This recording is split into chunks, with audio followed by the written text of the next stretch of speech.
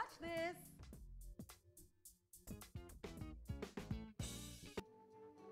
The Dorks.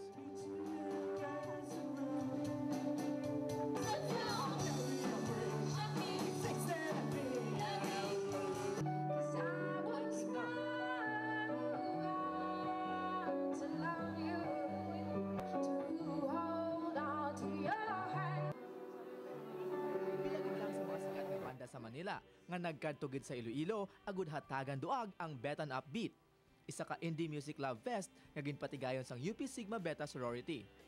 Our anniversary is February 14, and so we would like to express the love in the world. Maluwas sa non-stop romantic kag feel-good music, may games man para sa couples. The first day you met, what day of the week? Done? Are you done, guys?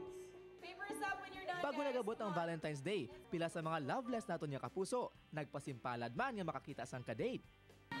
Kung makasakali. Makasakali? Nga makakita. Sa girlfriend or kasi makasakali nga makakita sang date.